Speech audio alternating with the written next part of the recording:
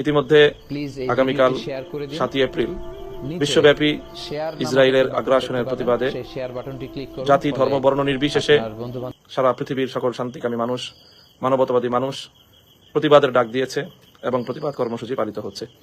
সেই ধারাবাহিকতায় বাংলাদেশেরও দলমত নির্বিশেষে সকল মানবিক গোষ্ঠীগুলো তারা গাজ্জার এই আক্রমণের এবং নির্বিচারে ফিলিস্তিন গাজ্জা উপত্যকাবাসীর উপর পরিচালিত ইসরায়েলি বর্বর হামলার বিরুদ্ধে প্রতিবাদের ডাক দিয়েছে।